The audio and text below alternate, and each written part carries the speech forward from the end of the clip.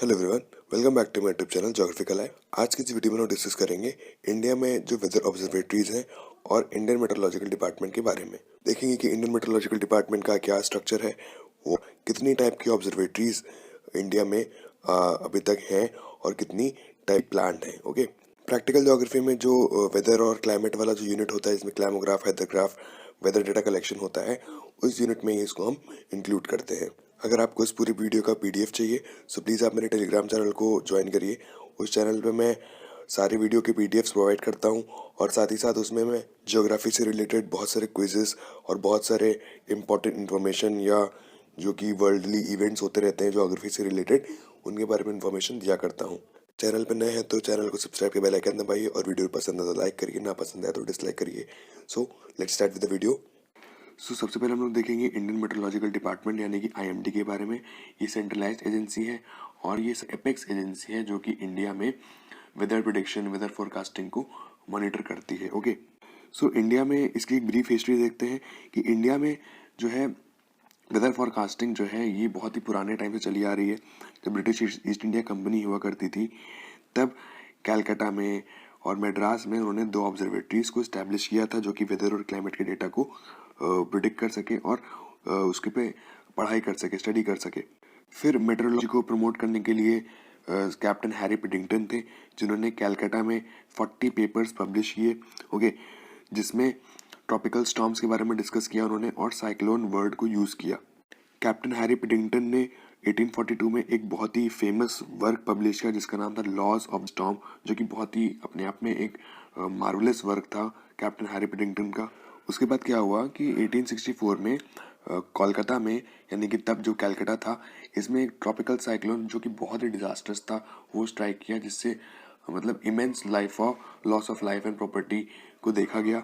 और सब्सिक्वेंटली 1866 और 1871 में मॉनसून रेंज का फेलियर की वजह से इमेंस फमीन और इमेंस ड्राउट्स भी देखे गए। इन सब मेट्रोलॉजिकल हैजार्ड्स को देखते हुए गवर्नमेंट ऑफ इंडिया ने 1875 में इंडियन मेट्रोलॉजिकल डिपार्टमेंट की स्थापना की, इस्टेब्लिश किया और तब से ये इंडियन मेट्रोलॉजिकल डिपार्टमेंट इंडिया की एक सेंट्रलाइज्ड अथॉरिटी जो वेदर मॉनिटरिंग, वेदर प्रिडिक्शन को देखती है, that is Indian meteorological department. इसमें जनरली कैप्टन हैरी पिडिंगटन के बारे में पूछते हैं या कब आईएमडी स्टैब्लिश हुआ था, ये क्वेश्चन एमसीक्यू में पूछे जा सकते हैं। ओके, फिर 1889 में जो है सर जॉन इलियट ये पहले director general of observatories India के बने थे और तब जो इंडियन मेट्रोलॉजिकल डिपार्टमेंट यानी कि आईएमडी है, इसके हेडक्वार्टर्स कैलकाटा में हुआ करते थे। लेकिन सब्सिक्वेंटली जो आईएमडी के हेडक्वार्टर्स है वो पहले शिमला में शिफ्ट हुए, उसके बाद पुणे में शिफ्ट हुए और अब फाइनली न्यू दिल्ली में इंडियन मेट्रोलॉजिकल डिपार्टमेंट के हेडक्वार्टर्स हैं। आईएमडी ने इंडिपेंडेंस के बाद इमेंस डेवलपमेंट किया है टेक्नोलॉजी में, इंफ्रास्ट्रक्चर में। खूब सारी ऑब्जर्वेटरीज को ऑल इंडिया लेवल पे उन्होंने इस्टेब्लिश किया और मेट्रोलॉजी और एटमॉस्फेरिक साइंसेज में एक immense popularity all over the world उसने गेन की। उसके कंट्रीब्यूशन पूरे इंडियन ओशन एरिया में नहीं, पूरे वर्ल्ड में इंडियन मेट्रोलॉजिकल डिपार्टमेंट के जो अचीवमेंट्स हैं वो फेमस हैं। अब हम लोग देखते हैं कि इंडियन मेट्रोलॉजिकल डिपार्टमेंट यानी कि आईएमडी का ऑर्गेनाइजेशनल स्ट्रक्चर क्या है, कैसे ऑर्गेनाइजेशंस हैं, कैसे हायरार्की इसमें अरेंज्ड है। 1969 से 1974 का जो 4th 5 ईयर प्लान था, इसमें मेट्रोलॉजिकल सर्विसेज हैं इसको डिसेंट्रलाइज किया गया। मतलब पहले आईएमडी ही सिर्फ अथॉरिटी थी जो कि ऑल इंडिया लेवल पे मेट्रोलॉजिकल डेटा को मॉनिटर करती थी, लेकिन 4th 5 ईयर प्लान के बाद स्टेट्स को भी अथॉरिटी दे दी गई कि आप अपना मेट्रोलॉजिकल सेंटर आप अपने स्टेट कैपिटल्स पे ओपन कर सकते हैं। इस प्लान के बाद जो है 1971 में जयपुर और गुवाहाटी में, फिर 1972 से 74 के बीच में बैंगलोर, लखनऊ, तिरुवनंतपुरम, हैदराबाद, श्रीनगर, भुवनेश्वर, पटना, अहमदाबाद, इन सारे स्टेट कैपिटल्स में रीजनल मेट्रोलॉजिकल सेंटर्स ओपन किए गए।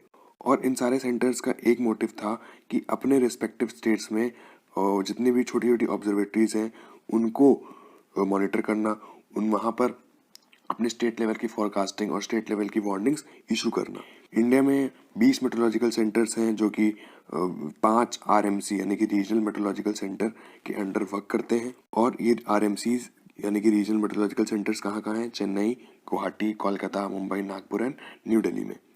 उसके बाद जो 20 मेट्रोलॉजिकल सेंटर्स हैं जो कि स्टेट कैपिटल्स में हैं, उनकी लिस्ट यहाँ पर दी हुई है। अगरतला, अहमदाबाद, गोवा, हैदराबाद, ईटानगर, जयपुर, इन सब के बारे में आप देख लीजिएगा। इनको आप अपने आंसर्स में लिख सकते हैं। अब हम लोग देखते हैं वेदर ऑब्जर्वेटरीज का क्लासिफिकेशन। सो वेदर ऑब्जर्वेटरीज को हम लोग ने बहुत सारे हेड्स में क्लासिफाई किया है। तो पहला इसमें है सरफेस ऑब्जर्वेशनल नेटवर्क।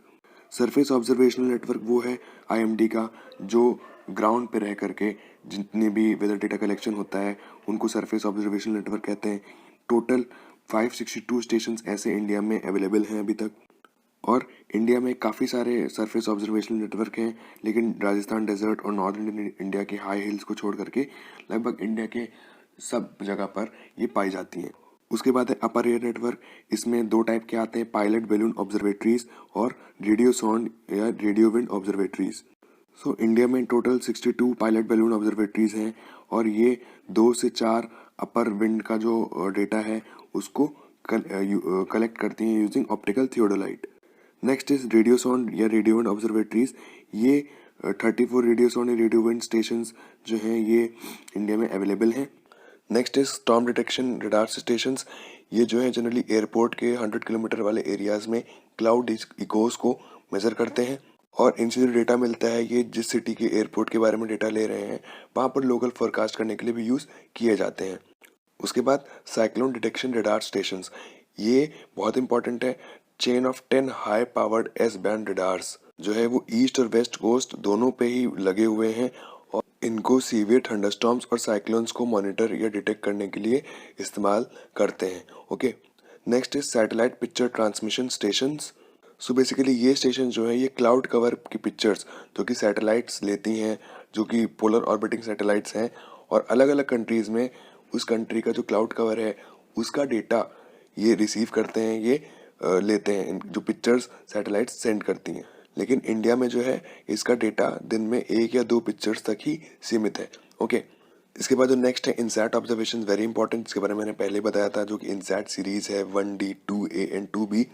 ये जियो स्टेशनरी सैटेलाइट्स हैं और ये इसकी कैपेबिलिटी ये है कि ये क्लाउड पिक्चर्स को ले सकता है both in visible and infrared bands, और इनकी जो फ्रीक्वेंसी है ये पिछले वाले से ज़्यादा है, बिकॉज ये मतलब हाफ एन आवर के इंटरवल्स पे भी फोटोग्राफ्स ले सकते हैं। सो ये बहुत ही अच्छी और बहुत ही एडवांस्ड सीरीज है सैटेलाइट की। Okay, next is data collection platforms, जो कि इनएक्सेसिबल एरियाज हैं जहाँ पर हम लोग जाकर डेटा कलेक्शन नहीं कर सकते हैं। वहाँ पर सरफेस ऑब्जर्वेशन जो होते हैं, ओके, ग्राउंड लेवल के जो ऑब्जर्वेशन होते हैं, वहाँ पर अगर हम लोग ऑटोमेटिक डेटा कलेक्शंस वाली मशीन्स को लगा दें सो ये एक बहुत आसान तरीका हो जाता है। ये जो इनएक्सेसिबल एरिया का जो डेटा है ये इनसैट सीरीज को ट्रांसमिट होता है उस ग्राउंड से सीडो रैंडम बर्स्ट मोड में, और फिर इनसैट सीरीज से रीट्रांसमिट होकर के किसी एक लोकल दूसरी लोकेशन पर जहाँ पर उस डेटा को यूज़ करा जा सके, कंपैटिबल हो, वहाँ पर उसको रीट्रांसमिट करके यूज़ किया जाता है। ये एक बहुत ही एडवांस्ड लेवल है डेटा कलेक्शन का, और इंडिया में लगभग 100 ऐसे प्लेटफॉर्म्स को डेवलप किया गया है और फ्यूचर में और भी ऐसे प्लेटफॉर्म को डेवलप करने की प्लानिंग चल रही है। Next is non departmental rain gauge stations. ये जनरली रेनफॉल डेटा को कलेक्ट करने के लिए किसी एक पर्टिकुलर स्टेशन का, उसके लिए इनको डेवलप किया जाता है, उनको बनाया जाता है, और ये national level as well as state level पर भी बहुत सारे स्टेट एजेंसीज इनको बनाती हैं, और इसका डेटा आर्ली बेसिस पे या मंथली बेसिस पे या डिफरेंट स्केल्स पे इनसे हम लोग डेटा कलेक्ट कर सकते हैं। Next is radiation observations. ये जो है इनकमिंग और आउटगोइंग जो रेडिएशन है सोलर की, यानी कि इंसोलेशन जो है जो सन से आ रही है, उसको रिकॉर्ड करने के लिए इसको यूज़ किया जाता है। 45 ऐसे स्टेशन इंडिया में टोटली डेवलप किए जा चुके हैं, और इनके डेटा को यूज़ करके हम लोग heat budget of the atmosphere इसको अच्छे से मैनेज या कैलकुलेट कर सकते हैं। इसके बाद है ओजोन ऑब्जर्वेशंस। इंडिया जो है, इंडिया के पास one of the best ozone observation networks है। इसके बाद सरफेस ओजोन, टोटल ओजोन या ह्यूमिकेयर ऑब्जर्विंग स्टेशंस हैं इंडिया के पास, जो कि ओजोन की वर्टिकल हाइट, ओजोन का सरफेस या कितना ओजोन अवेलेबल है उसको मॉनिटर अच्छे से कर सकते हैं। Last is other stations. Other station से वो स्टेशन आते हैं जो कि पर्टिकुलरली एटमॉस्फेरिक डेटा में एयर पोल्यूशन या एटमॉस्फेरिक इलेक्ट्रिसिटी, थंडरस्टॉर्म्स, इन सब को मॉनिटर करने के लिए बनाए गए हैं, और ये भी काफ़ी इंडिया में फैले हुए हैं। सो ये यहाँ पर ख़त्म होती हैं वेदर ऑब्जर्वेटरीज इंडिया में, जो भी जितनी भी अवेलेबल हैं, जितने टाइप्स की हैं या IMD के बारे में। So this was a video guys. PDF के लिए लिंक मैंने डिस्क्रिप्शन में दे दी है टेलीग्राम चैनल की, आप वहाँ पर जा करके उसको ज्वाइन कर सकते हैं। थैंक यू फॉर वॉचिंग, जय हिंद।